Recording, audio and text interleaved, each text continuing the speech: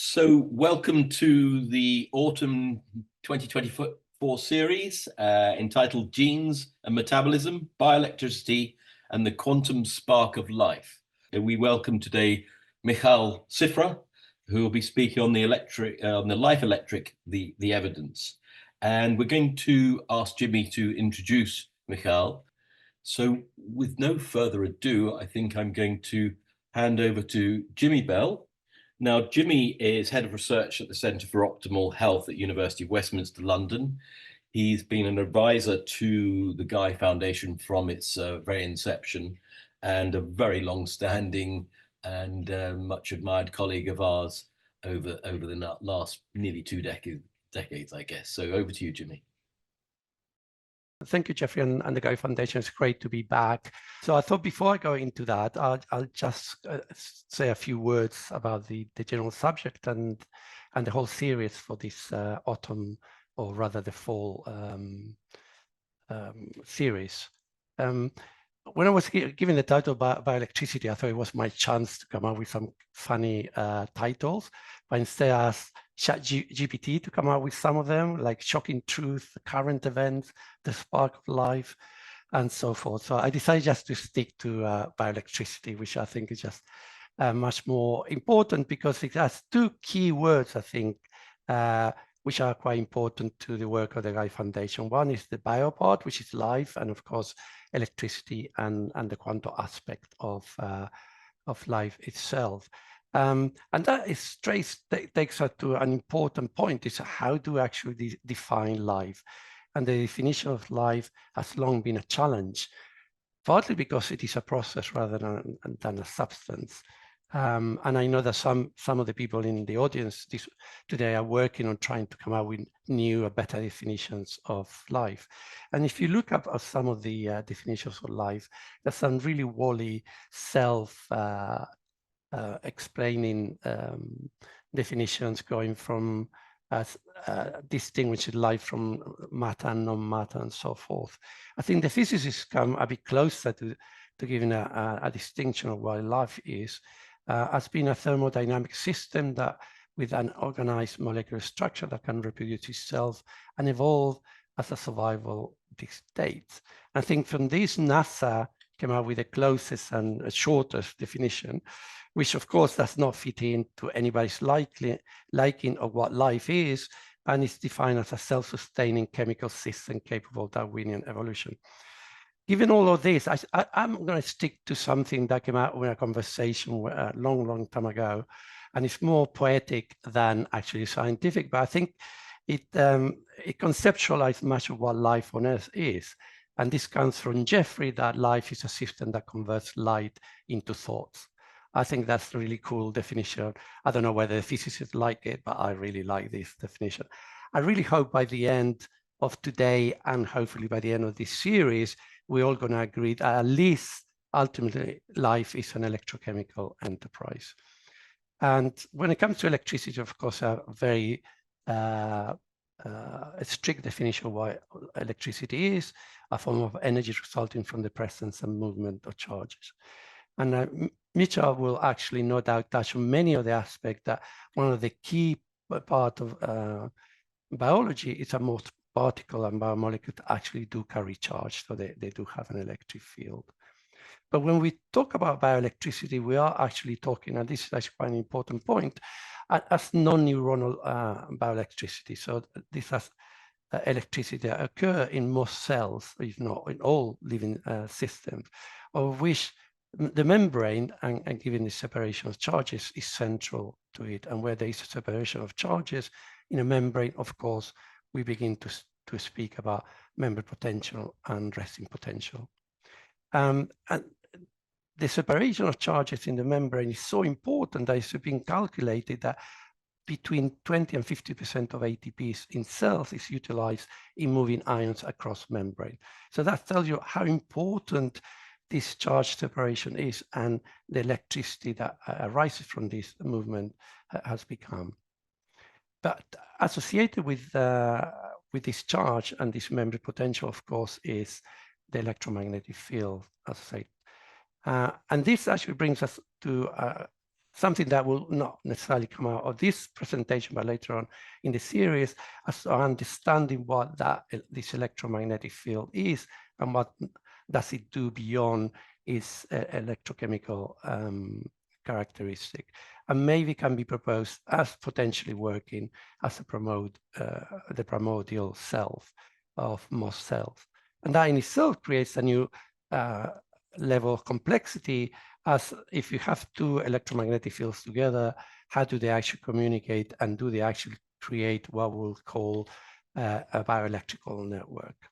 And as system became more and more complex, of course, that creates even more complexity into creating anatomical homeostasis, where organs actually can sustain a kind of fingerprint or homeostatic fingerprint of the electromagnetic fields and the electricity. We now have tools, and Mike Levine has shown this, that we can actually measure some of the voltage sensitive, we can use voltage sensitive fluorescent reporters to look at the changes in voltage in cells. And this is actually really nice work. The only issue here, of course, is that you need a transparent animal. And I'm going to deviate slightly from the overall electricity presentation, just to show a paper that someone pointed out to me yesterday, which I think is might actually change the way we look at some of these voltage sensitive reporters.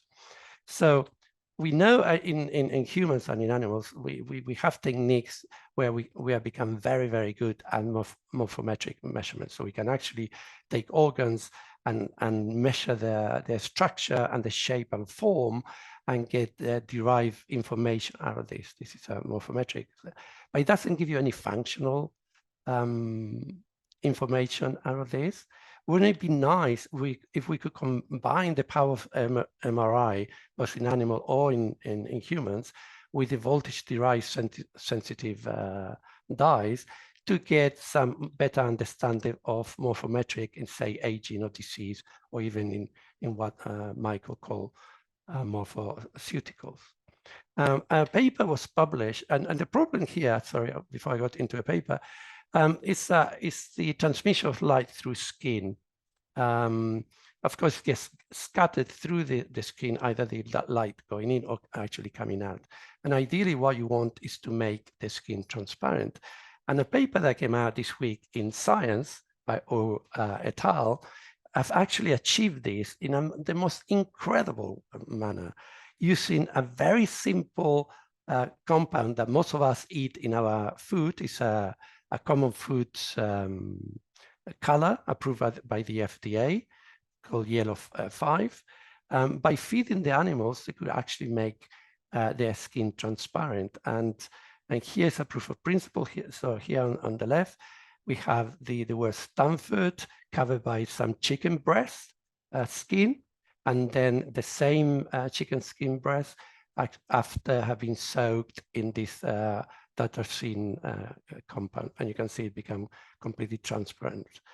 When you do that with animals, and this is not an animal that have actually taken the skin, it basically was fed this yellow 5, and you can actually see right through the animal. So it's beginning to open up the possibility that we might be able to do some of the stuff being done in flatworms and tadpoles in animals, if not in humans. I was trying to stop Reese from taking some of these for Halloween, so he thought it would be really fun to show his friends, but I'm not quite sure what the ethics of that will be. So this takes me back to Michal Cifra, who has a very distinguished career both in the field of biophotonic and bioelectricity. Michal, I found this really cool photograph of you. I thought I'll put it up. You look like a French film noir. So I thought, I'll put it up. Michal today is the leader of the bioelectrodynamic research team at the Institute of Photonic and Electronic in the Czech Republic.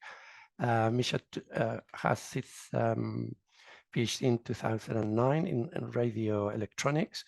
And Despite his very short career, his impact in this area has been tremendous. He has worked systematically and made fantastic contribution in the areas of photonic and biosignal, especially in, I know that you don't like the word biophotons, but in the work of biophotons, also in the measurement of electric oscillation optical emissions, the work on nano second electric pulses from microtubules, and the latest work, if you look at some of his publication, is in this sub-terahertz on chip device for controlling protein nanomachines. If you want to know in depth the work of Misha, I recommend these two excellent books, which I've managed. One of them is free, the one on the left, The Field of Cells. It's a fantastic book, really an excellent introduction to the field. And the latest book, which on ultra weak photon emission from biological system or biophotons, which again, I think for those interested in coming into the field will be really surprised how much work has been done and the contribution from Misha. So with no more to say, I'll hand it over to Misha. Thank you very much for the introduction as well as for the invitation to this fantastic series. And I'm really honored to give you the introduction to what we know that makes us convinced that life is much more beyond the chemical, is also the electric. So I'd like to start with acknowledging working with the fantastic team I have here in Prague, in Czechia. We are a bunch of people from different backgrounds, spanning from biophysics through the physical chemistry, also to the varieties of engineering. And let's start a little bit of the history of bioelectricity, which was very, very rich and vibrant. And one of the most famous feats was the one of Luigi Galvani in the, say, second half of 18th century, where he started with the concept of animal electricity with the experiments based on with frog legs. I must say that actually when you go deeper to the history, of course, it's much longer. And even Galvani was not the first one to do it in his very own home institution in the University of Bologna, actually the oldest still running and well-equipped university in Europe. And there was already his predecessor, his professor, who was doing this kind of experiments. It was just Luigi Galvani's systematic work which made it so famous and left a long-term legacy on this field. So how this experiment worked, very short, basically what Galvani did, he found that when he touched upon the spinal cord of the frogs with these similar metals, so different metals, and it touched the part of the leg of the frog, that the legs contracted. And this was fantastic. And actually in the second half of the 18th century, it was so intense experimentation by him and his colleagues that actually all the northern Italy ran out of the frogs for some time. So we have to calm it down because they didn't have experimental animals at a certain point of year. So I took this from the very original work from Luigi Galvani. It's written, this one was written in Latin. And this is one of the original pictures from the book when you can see the instrumentation very young in the time. And it's actually fantastic how the things were developing.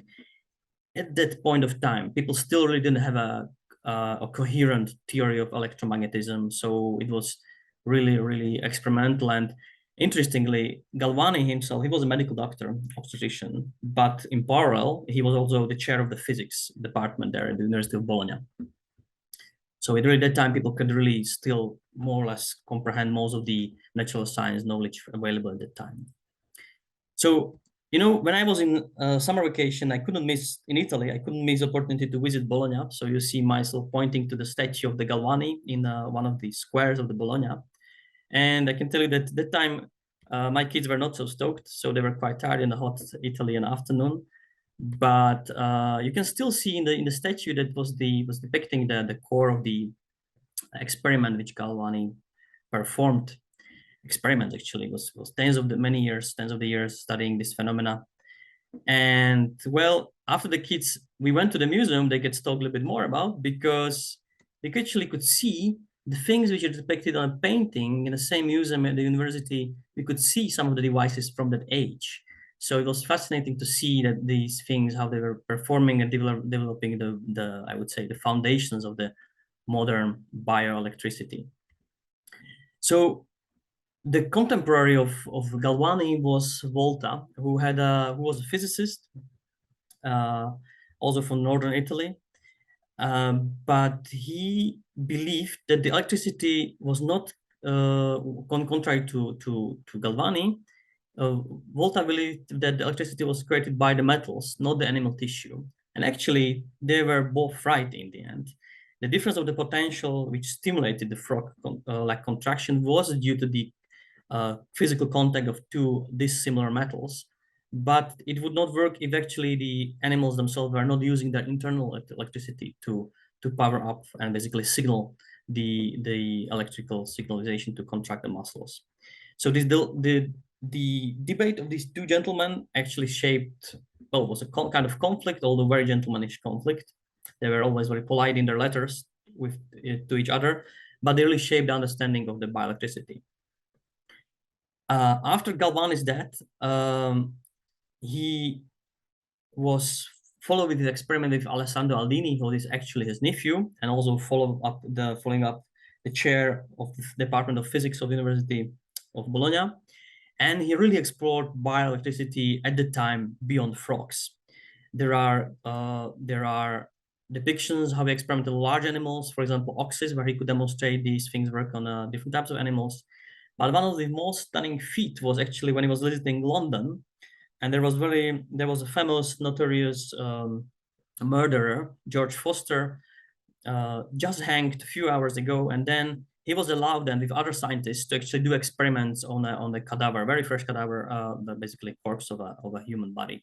And there it was quite macabre theater which he performed, which actually he could make the dead body of the murderer to open up eyes, even raise the arm and the leg, which actually caused so much distress to some of the medical doctors that one of them passed away the day after. So it was really dramatic theater, but really showed the power of the electricity in the early ages. This was beginning of the 19th century, and also brought, unfortunately, a little bit of the I would say tainted reputation of the bioelectricity, because many quackers later on, and I would say charlatans, were promising the variety of electrical therapies which they couldn't really promise, but the bioelectricity became popular, but also get a little bit tainted because of experiments which were then done later on by, let's say, I would say not really scientists. So, and also it was said that not directly, but it was when one of the, I would say, inspiration to later motivations to write about Dr. Frankenstein, because it was just a few years after this experiment when the work of the Shelley was actually prepared and published. Now, I can say that you can really see beautifully the history also and contemporary research in the fantastic book, which I can really recommend to everyone interested in the electro of animals and also beyond animals in plants. So this is fantastic work from Sally Adey, I can recommend. Let's start from the basics now, because as you might know, in my career, I'm really oriented on trying to understand the mechanisms and ideally having bottom-up understanding before I can integrate the things. So let's start with the definitions. What is electric field as we know it with the current theories, which are working very well in physics? So electric field is a component of an electromagnetic field, which is a physical field. And electric field itself is generated by a charge, which can be carried by the particles and molecules and beyond. And it's often depicted, electric field is often depicted as a field using the field lines. The denser the field lines, the higher the field strength typically. And importantly, electric field is a vectorial field. So it has also not only field strength, which is depicted, or intensity, which is depicted by the density of the field line, but also it has a direction. Now, what is important that this is not a static field, and as everything from the molecules up to the, well, organisms is moving and fluctuating, at any point of time when the electric charge starts to move, one of the typical motions used in technology is oscillating motion. it starts to create perturbations in the field lines, and these perturbations then propagate. And they propagate with the velocity of light. And these perturbations is, as soon as there is any change of electric field at a time, and in a time and also in a point of space, it generates the magnetic field as well. So basically, at any point when the electric charge is moving, it will generate also the coupled magnetic field. And what important, the electric field is generated by charges, but also acts by force on electric charges. Now, I would like to give you some arguments for whoever you meet who will be skeptical about if electricity is important for biology. There are very well-established answers which you can convince in a hard skeptic why is it the case. And I would like to start with a very fundamental physical chemistry and well, the chemistry arguments as well. So I give you a bottom-up answer first. So why is electric field essential for biology? So short argument is, which nobody will, I guess, dispute, is that biology is based on biochemistry at the first point, like the connecting point. But interactions within and between biomolecules are based on electric and electrodynamic forces. So in short, biochemistry is based on the electric field. Actually, it was really mind-opening for me when I was reading through this fantastic review, and actually there is also a whole book from Israeli Chvili, who is a fantastic physical chemist, about intermolecular forces in biology. And there you can find, basically, when you look through all the interactions between different type of bonds in the molecules, or even non-bonding interactions, you can find that actually its vast majority of molecular interaction is based on either electric or electrodynamic, quantum electrodynamic forces, or any derived interactions like hydrophobic are basically, there is a lack of electric interactions.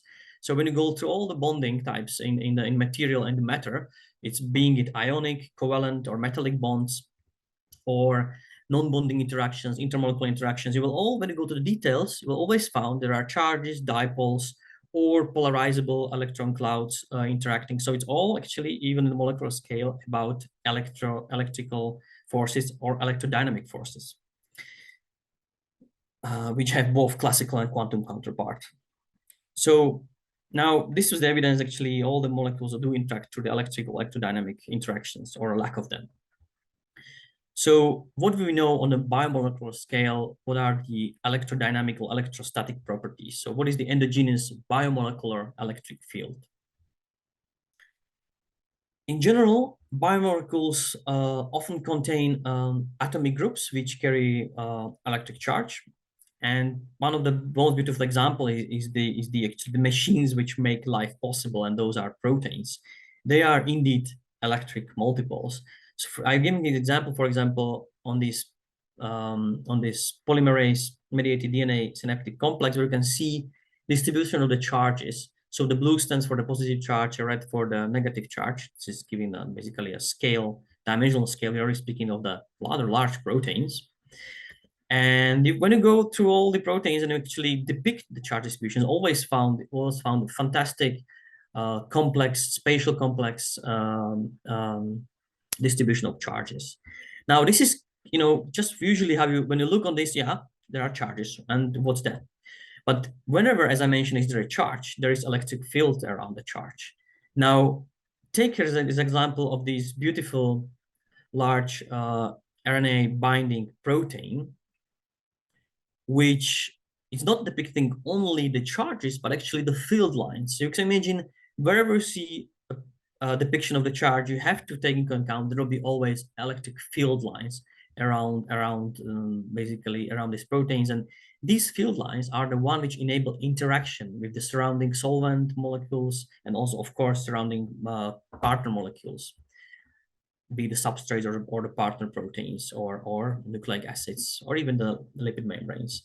For example, rather recent example of this is the charge distribution of the SARS-CoV spike protein, basically on the outer part of the capsid of the COVID virus. And here is the distribution of the charges of the human ACE2 protein, which is the one which actually binds on the lungs epithelial tissue. It's targeted by the spike protein. That's where how these actually COVID has the interaction in the lungs. So the first molecular level, this is the thing. Now, this is the charge distribution, but when you look closer actually around this, you all see the electric field lines, which basically show you how the forces are acting when these two proteins are about to bind and start the infection. So it's actually a whole new world when you go beyond just the distribution of the charges, and then you go beyond to the field these charges are generating around the molecules. The intrinsic electric field in the molecules, particularly in enzymes, is also crucial to actually enable the enzymatic activity, because when the substrates bind and the enzymatic active site, then it is the electronic, basically the electric field of the enzyme, usually generated by the charged molecules in the enzymatic site. They enable to remodel the basically energy landscape of the molecule and basically enable transition from the substrate from the basically the reactant to the produced product. That's because electric field are changing the way the chemistry can proceed, so they can actually make the catalysis around. Going on a larger scale of biomolecules, my favorite, not only mine, but also many other scientists and researchers, is looking on a larger structures which make the cell movement and cell shape possible, and those are cytoskeletal fibers.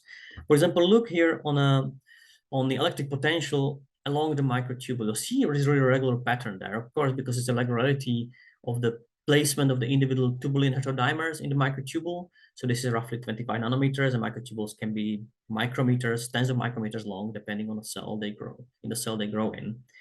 Now, this charge distribution is enabling interesting things to happen.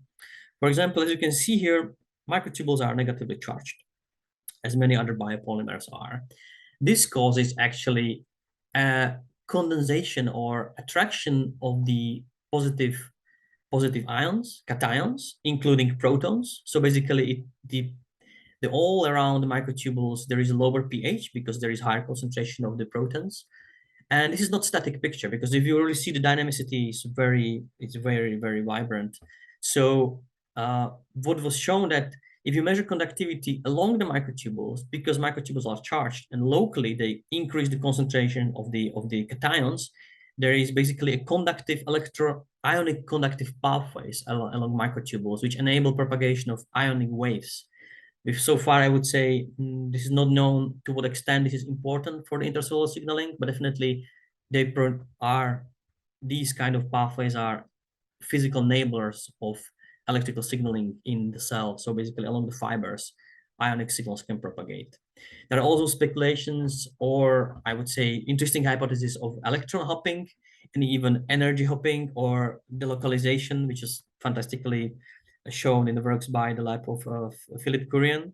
So it's a whole, I would say, zoo of electric and electromagnetic, both classical and the quantum phenomena, which are enabled by the electrical properties of or the general electrodynamic properties of biomolecular fibers. It doesn't stop at microtubules. The other important part of the cellular skeleton is basically employing actin fibers. Actin fibers are geometrically a little bit simpler. They're kind of the helices based on basically created from monomers of actin, of the globular actin. And it's interesting that these fibers are also representing quite complex charge distribution. And similar to microtubules, they also create a condensed ionic cloud of the cations around of our actin filaments.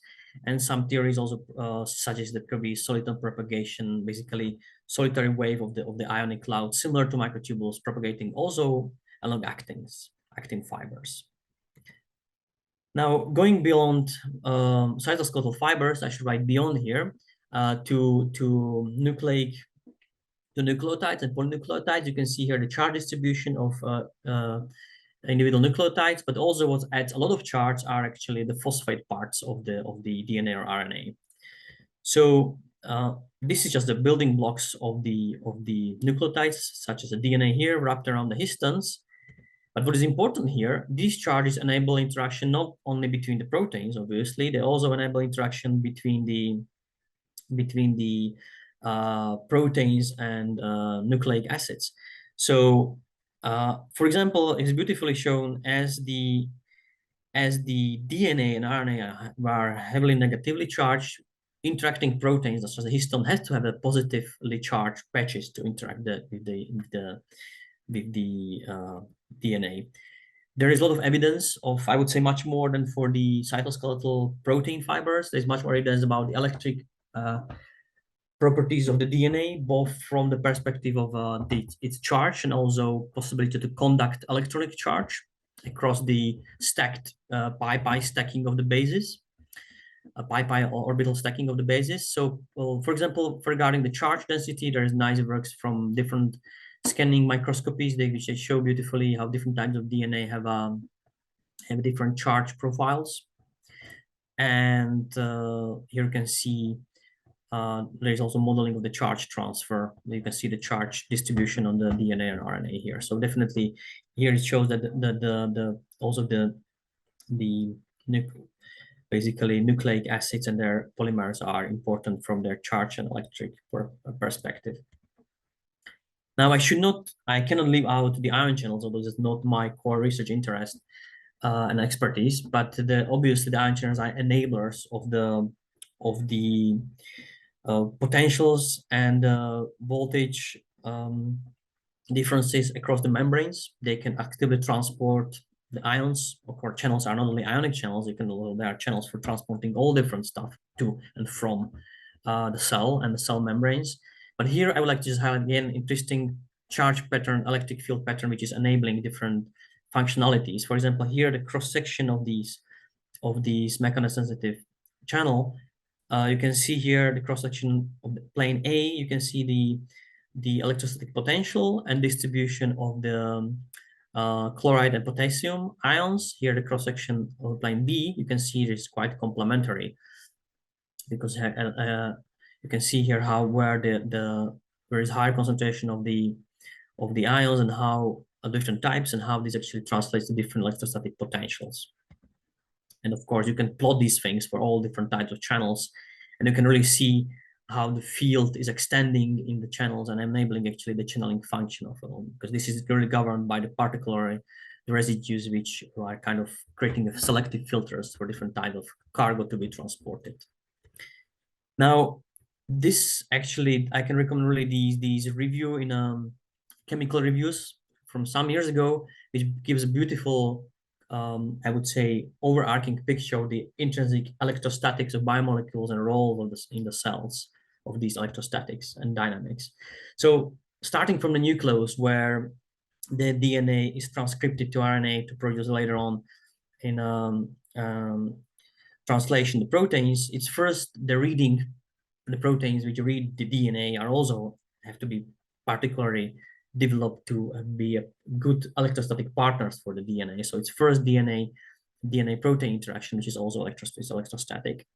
Now, once the proteins are produced in the ribosomes, they have to fold, and this is also heavily determined by the electrostatic profiles or hydrophobic interactions, which is actually the lack of electrostatic interaction. And then again, once the proteins are produced, they are again interacting with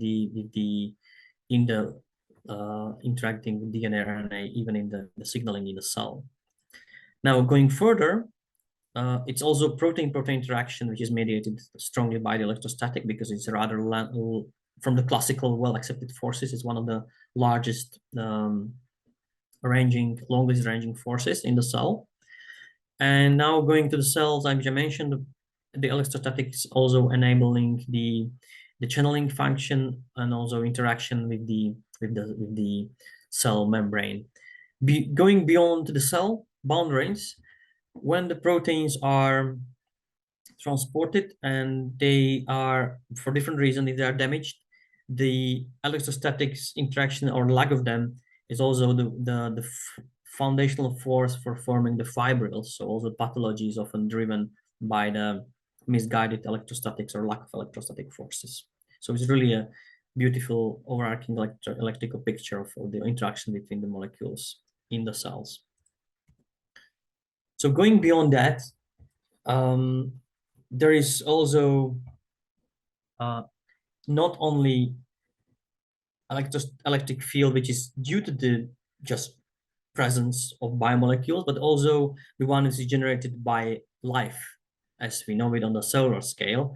And those are endogenous cellular electric fields, which already require some energy to have the electric field generated. That's where the ATP is consumed, as also Jim mentioned in his introductory talk. So what is well known is that particular value of cell membrane electric potential is a hallmark of cell life, and this is typically understood as due to the membrane potential. So basically difference of the voltages across outer inner part of membrane is basically due to the different concentration of different ions. And this is very particular for different cell types and also for different actually membrane-like compartments. So it goes also back to the cell level, and also it's often tightly coupled to the pH in different compartments and organelles in the cells. But you can actually, when you go to literature, you'll find out there is quite a zoo and range of the potentials across the membrane structures in the cell. So you can see it can range from a typical, very common cell membrane potential around several tens of millivolts. But then you go beyond, you also see the membrane potentials across different types of membrane structures across the cell, ranging from nuclear membrane, or of course, heavily charged is the mitochondrial membrane, and so on and so on. Often this is related to the pH, which is present in different compartments, because it's tightly, also the proton gradients are from dictating the transmembrane potential, like in mitochondria. Now, it's interesting work, not really much reproduced so far, but interesting work by Tyner and Koppelman some years ago, where they use extremely well calibrated electrical fluorescent probes, where they show there are gradients of electric fields, even in the tens of nanometers of effective electric field strength around the organelles. So it's really the distribution of the electric field, and if one would actually depict the electric field distribution inside a cell, one would probably find very, very wild and complex scenarios there.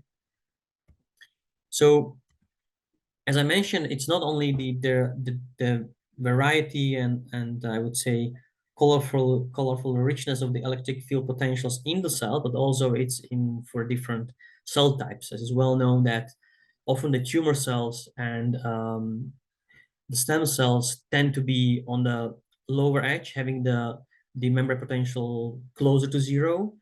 The well differentiated cells, also non-proliferating cells, tend to have a higher membrane potential, which kind of distinguishing the endogenous bioelectricity of the cells. They are actually different from each other. They have these particular fingerprints. Just in the simplest marker or the metric, which would be the overall membrane potential. Now, even within the same cell type, as they undergo transitions from different phenotypes, these also are often accompanied or maybe triggered by the different membrane potentials, like in this case of example of macrophages, when they are going from the anti-inflammatory to the pro-inflammatory phenotype, they can also undergo from they either are at the lower membrane potentials or at the higher membrane potentials at these different stages of phenotypes. Also within one cell, when it's undergoing the cell cycle, there is a change of the membrane potential going through the hyperpolarization during the interphase, and then going during the cell cycle, going to the mitosis, it's going to move to the polarization, which is also related to the basically there are some analogies to the fast dividing cells. Those are having lower membrane potentials. So I I inserted the slide because I really have special thanks to Felix Scholpine, my good friend and colleague, scientist whom I owe to thanks because he helped me out. His recent paper with Richard Funk from Dresden. Felix is from Switzerland. Helped me a lot because I took quite, I would say, majority of these images from this review, where he beautifully collected the evidence of importance of bioelectricity from the subcellular level to cells. And watch out for the part 2 and 3, where they're gonna focus on a whole zoo of electric phenomena ranging to the tissues up to the animal scale, this has just been the preparation. Or he might be actually also excellent speaker for the next series. So now going beyond the cells and interaction, now going to the interaction with the cells and how they behave in their collective, it's what interesting to, one of the, I would say, most well-explored phenomena is the navigating of the cells using electric fields, which is termed in the literature as electrotaxis or galvanotaxis, from Galvani, Luigi Galvani, one of the founders of bioelectricity. So what is now beautifully was shown in a variety of works. Let me see if I can run the video. Okay, I can. So look here on electric field vector. It's rather weak field applied to the dish with the cells. And you can see when you switch the field direction, cells will respond to that and again start to actively migrate towards here towards this is the plus and minus, so this is the cathode and anode of the electric field. And this direction where the cell travel also depend on a cell type. This is not passive electrophoresis. It's not just the forces on its own are too weak to physically drag the cell, because the cell is also own effective charge. This is actually active response of the cell, because they sense the gradient of the electric field, and then they are, because of the type of the cells, they are basically crawling either towards the cathode or the anode. And this is very important for other things, which I will mention shortly. So how it works, there is a lot of literature on this topic. You can see in a variety of review papers, but in general, there is a signaling cascade at which on the level of single cell, the cell can sense the potential gradient and reorganize its cytoskeleton so that it proactively starts to draw protrusions with the actin filaments to basically crawl and reorganize the cytoskeleton to enable the migration towards either anode or cathode, depending on the cell type. Now, this is crucial for function, especially in repair and regeneration in the organisms. Well, imagine you need to get, there is damage in the skin or deeper in tissue. You need to get the cells there to get their job done, to prevent the infection. You need to get the different variety of white blood cells. You need to get there also the new cells to close the wound. So there is a nice paper with a variety of top-tier journals on this, that the electrical activity of cell is crucial for healing of the wound. So as there is electric potential in individual cells, which can be locally depolarized, the same is the thing for the tissue, and especially it is mostly explored on the scale of let's say animals on the skin, obviously, because the skin is so easily accessible. So you can just put electrodes and you can actually measure different potentials around the wound or in the healthy skin. So basically, because of the collective activity of the epidermis, there are gradients of different ions at the top of the epidermis and on the lower part at the dermis interface. And there you can beautifully measure actually transepithelial potential. And when there's a wound created, basically you're shortcutting this circuit, this epidermal closed circuit. And this starts all the triggering and of the signaling, which is really mediated by the electric field. So as you could see, crawling of the individual cells in the dish where the electric field is applied. Similarly, this is what's happening to you when you get cut. The cells, appropriate cells, they can sense the change gradient and start to travel across these gradients to close the wound. So it's really a bioelectrical counterpart. Of course, this is much more complex. There are many physical and chemical cues, but electric cue is important.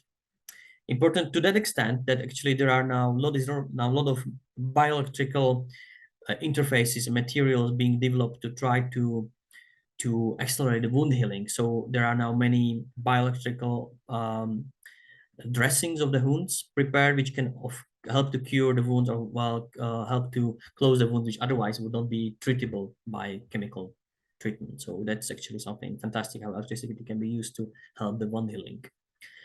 So there are also other nice works basically showing more details of that. So obviously, when you have a potential gradient, there will be currents flowing across, which are helping to guide the cells.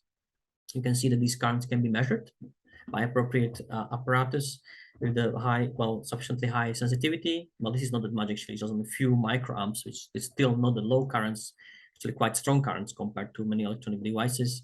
And you can see in different types of the models how these current, when you start the wounding, this current start to develop, and then they are guiding the cells to help heal the wound.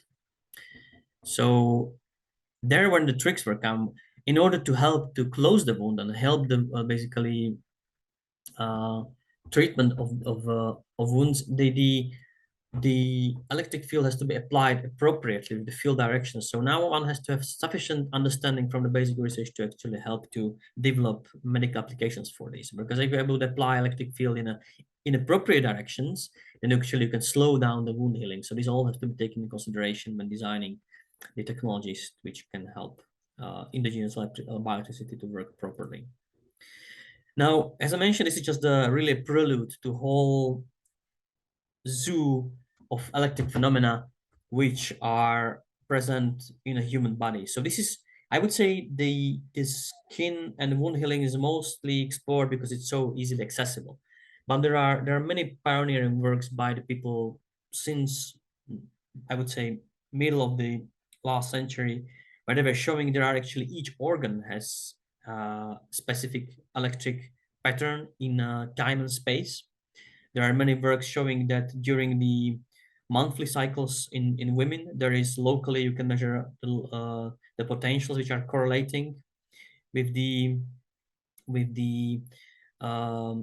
cycles in human physiology, especially in women physiology.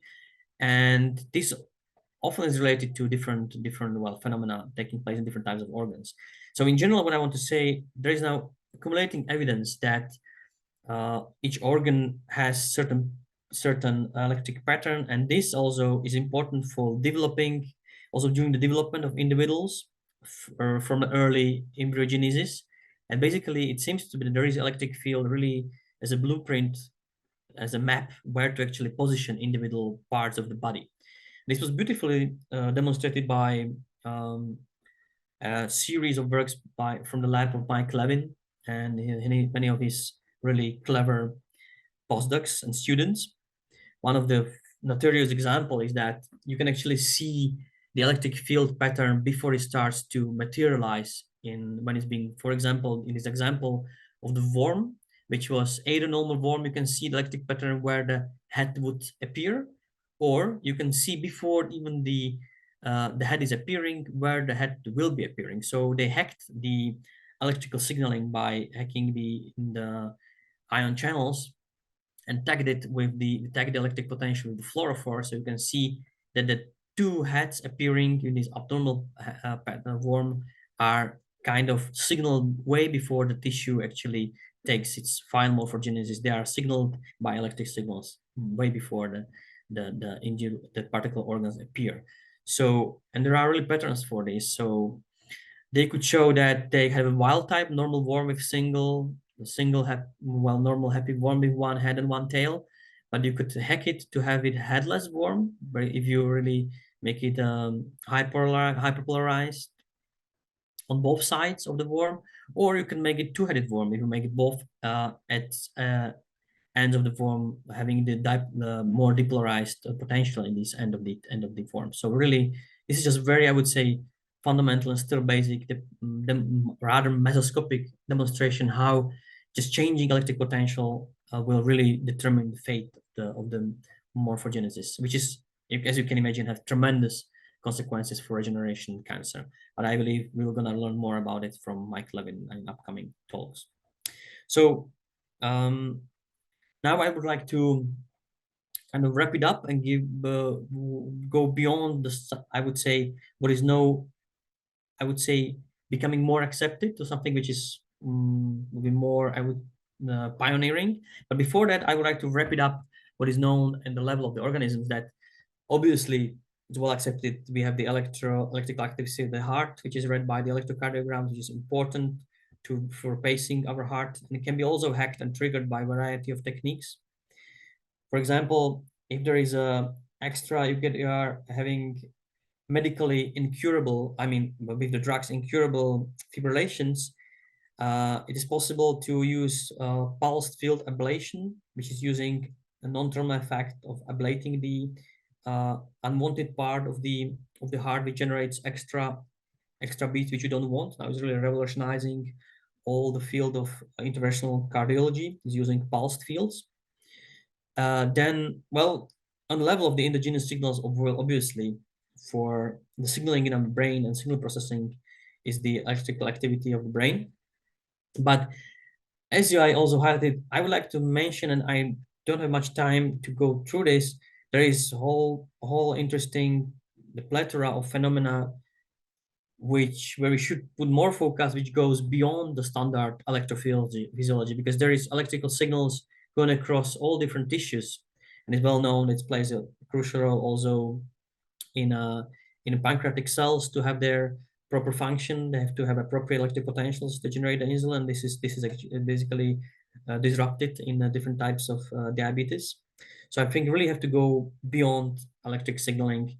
And I think what's also interesting to see is interaction of the neural system with the classically the tissues which are classically not considered to be electrically active. This interaction with the peripheral nervous system with the electrical signaling in the tissues which are not traditionally considered to be electrically active is something which I think is way to go in a tissue scale and organism scale of bioelectricity.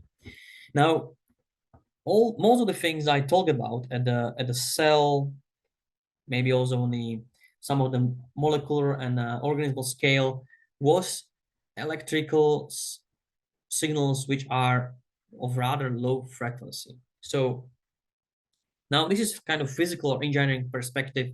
All the classical electrophysiology and all these phenomena of wound healing, they're on time scales of minutes, hours, maybe seconds, maybe milliseconds. So speaking of the frequency or effective spectrum of the electric field is really just on the lower edge of the whole range of electromagnetic spectrum. On the other hand, when I'm speaking about electromagnetic phenomena, then we have biochemiluminescence, not only the exotic one, which we see in the different jellyfish or the fireflies. Actually, as we know from research, is all the biological material in the presence of oxygen, it generates light in the range of few hundred nanometers to up to 1 micrometer. So generation of the light is not specific for particular species, but there is generic light generating or luminescence mechanism in all organic material. And the difference from the living and non-living material is in that in living systems, these processes which generate the light are tightly regulated because they are related to oxidative metabolism. Now, so there is hundreds of papers on this phenomenon of endogenous, or sometimes people call it, as we also term it, biological chemiluminescence. For that, you can find really hundreds of papers digging the chemical mechanisms up to the detection for medical applications, trying to see the oxidative processes label-free. However, there is, I would say, really unexplored range of the endogenous electromagnetic phenomena of organisms or biological systems in general, in the range from radio frequency to the sub-terahertz. And that's something where I'm always intrigued what's out there in this frequency range. Often we've been limited to explore this because even from a physical perspective, there have not been really devices to explore with the great detail and sensitivity phenomena about few tens of the gigahertz or hundreds of gigahertz. Only recently, in few, let's say, 15 to 20 years, there is technology appearing to actually explore the high frequency electromagnetic phenomena. Now it's being in higher powers explored for 5G and 6G telecommunication, but what's happening in this frequency range in cells is still really unexplored. So I give you a little bit of overview of this. Jimmy already mentioned that there is nice view on this whole spectral perspective of electromagnetic activity of cells in our open access book, which you can find through ResearchGate currently. And I owe being in this research topic to my supervisor, Jiří Pokorný, who had made a beautiful overview in his past years on this topic of how different frequencies or frequency spectral ranges can be generated in the biological activity. And some years ago, with my former postdoc now colleague, he is now sitting in Ireland, Ondřej Kučera, we made a review paper where we tried to actually highlight what is the level of understanding and acceptance in the scientific community of different electromagnetic phenomena. So we kind of were sticking in if it's broadly accepted or if it's more speculative, we put some question mark, and if it's not known or really not accepted for different reasons, if these cross. And what we found when we are looking to really to the physical mechanisms which can generate electromagnetic phenomena, we found that many of those are protein based. So that's also in our research is the reason why we are kind of protein oriented. We're looking on a phenomena, electromagnetic phenomena, which are generating a variety of electromagnetic processes, and often turn out to be related to proteins. And one of the things which really brought me to the research is I want to briefly mention is the microtubule fluctuations or vibrations, which are supposed to be generating electric field in non-conventional frequency ranges. And here I would like to highlight my for PhD supervisor who just recently passed away, Jiří Pokorný, who was really a pioneer in this field. He was the one who in late 80s, following Fröhlich's hypothesis, mentioned that maybe it's really the electrical oscillations which the cells are using to interact between each other. It was early 80s. Then in 90s, he came with this idea, I think the very first one, where he made analysis of the frequencies of potential vibrations of microtubules. And he was the first one to predict what could be the frequency ranges. And he predicted that indeed these vibrations of microtubules are in the microwave and radio frequency range. And because microtubules are so heavily electrically charged, whenever they would undergo some vibrations or fluctuations, they would also generate electric field. And that was this paper in 1998 where we first calculated what would be the oscillating electric field profile around microtubules. He's actually the mastermind behind the general framework of how electric field and electromagnetic field at different frequency ranges could be generated by the activity, metabolic activity of cells, ranging from vibrations of electrically polar structures, which can be supported by the cytoskeletal fibers, as well as the vibration of the membranes. I was asking the fundamental question, where the energy comes from to excite this vibration beyond the thermal equilibrium, not to be just the noise. And he postulated different sources of the energy and proposed that these kind of phenomena can be generating electrical oscillations and fluctuations really in a broad range from the kilohertz to the terahertz. Now there are often the questions, if there are oscillations to take place and they are just to be beyond random, there has to be something which should enable the coherence of these vibrations. So it means that if the vibrations have to easily carry some information, they have to have increased coherence typically, but this is often I would say said to be impossible by, I would say, classical physical chemistry perspective, because at these frequencies everything should be pretty much damped away. But Jiří Pokorný and other colleagues were coming up with hypotheses that on a nanoscale, because of the organized water around the proteins, there could be some effect on the damping, because water, when it's strongly hydrating, the charged structures becoming more elastic, and then potentially decreasing its viscose behavior and potentially enabling the lower damping of mechanical vibrations. Or another thing which Jiří Pokorný was proposing, akin to really inspired by the Fröhlich theory, that because microtubules are often colocalized with mitochondria, which are known to host a strong electric field in their vicinity, was proposing whenever we have the oscillator, being the oscillator as a microtubule in a strong electric field, this is obviously bringing the oscillator to nonlinear regime, which then can be the enabling mechanism to basically generate from incoherent vibration to kind of condensate the energy to the lowest frequency vibration as Fröhlich proposed, potentially generating, I would say, order from disorder because the system is nonlinear. So all these things you can see in his papers, also in later papers. There are also other phenomena which can bring about oscillation of electric fields in cells, such as free ionic oscillations. Pioneered these hypotheses by Herbert Paul, who observed oscillating fields indirectly or directly, also directly around electric, well, say different types of cells. He was proposing these can be in the range of kilohertz to megahertz. Also, there are not only bound charge oscillations as there are in proteins and ions, but also there are proposals that can be oscillations of electrons in and electron-based quasi-particles in biomolecules, which can enable, because they can have higher mobility, they can enable oscillation much higher frequencies ranging to the terahertz and petahertz. But this is not clear, at least to me, what I know so far about this topic, what could be the driving energy for these phenomena. This is a little bit more clearer for the lower frequency phenomena, let's say in the microwave range.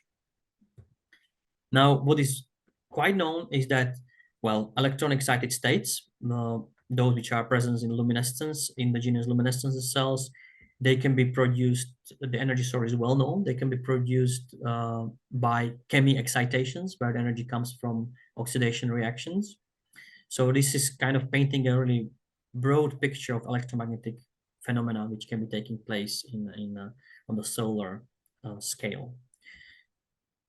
Now, very briefly, I mostly spoke about endogenous electricity of biological systems, so bioelectricity.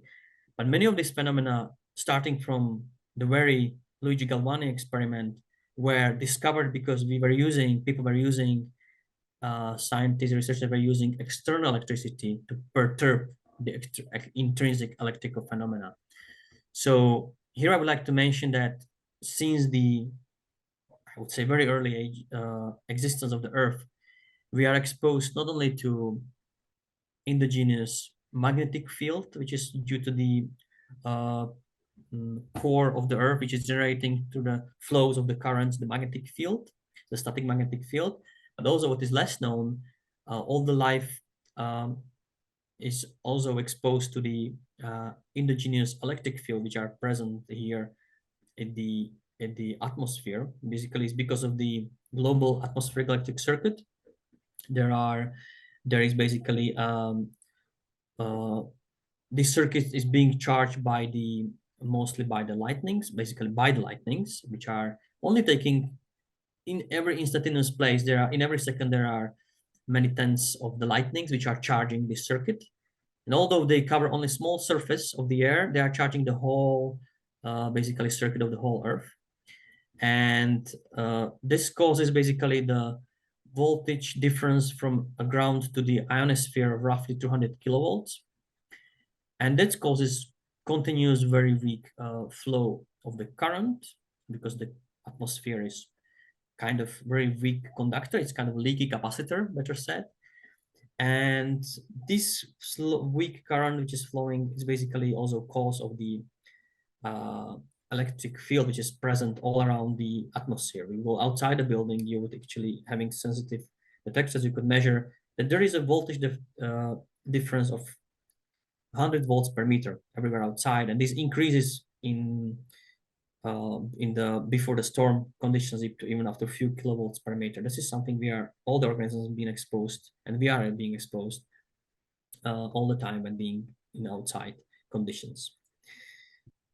Now, so what is known so far is a huge area of research. All the bioelectromagnetics and bioelectricity research there's a lot of evidence that the external fields, either natural or man-made, can affect biology at different levels, ranging from biomolecules, where obviously biomolecules are dragged by electric forces in a phenomenon which is used in analytical chemistry, it's electrophoresis.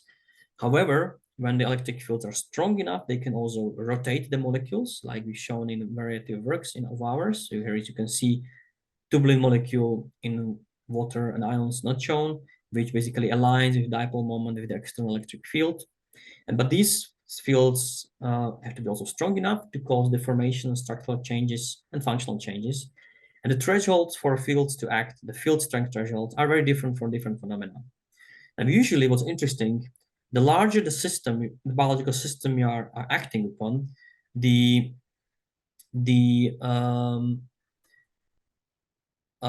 usually weaker the field you need to act upon it. So it actually makes sort of sense, because if you need to detect the field, you need to basically sense the field at different parts of the system. Then it's easy to detect the potential difference if the system is larger. Basically, that's by the definition when it's easier to detect differences in the larger scales. So that's why usually for affecting cells, usually the field strengths are doesn't have to be that strong as on the level of the molecules, and the cells will respond by changing the cell division, or you can block the cell division by applying a variety of oscillating electric fields. The cells can also respond by being triggered to differentiation, and as I showed you, also cells can respond by crawling and by many other responses. Now, this obviously works well on the organisms, where it's used since many years for stimulation, but it goes beyond the stimulation of the muscles, like acute stimulation. This is now really being explored in tuning the growth or regeneration, and I think there are many other opportunities in bioelectricity for medical applications, also for understanding how actually the organisms are using their own electricity to govern their function. So one last topic I would like to cover, it's now I was thinking about, you probably see there is a lot of endogenous electrical activity, electromagnetic activity in cells. So cells can generate their electric field, electromagnetic field, and also it's pretty much known that cells can respond to electric field. Now, if you take these sender-receiver concepts, you can ask the question: do the cells or organisms use the electromagnetic fields to interact? So there have been a lot of explorations on this question, ranging from really trying to understand if electric fields of the cells around can be used for cells to talk. But as you know, the higher we go with the frequency, the cells become, well, the electromagnetic field become more particle-like, and therefore it can propagate. So there are several tens of interesting papers basically asking the question: if there is a separator between the cells, and you only let the field go through, so we are sure there is no other chemical transmission, can cells use purely electromagnetic signals to communicate? So this is still interesting and open question, which you addressed in one of the books, but also in several other reviews. And well, there was all the spoiler by Jimmy that we also covered this phenomenon of ultraviolet photon emission, which can be used for a variety of medical applications, for sensing non-invasively oxidative metabolism of tissues. But also there are chapters in this book asking the question and bringing out, kind of wrapping up the evidence level of if these cells can be using these photonic signals to talk to each other.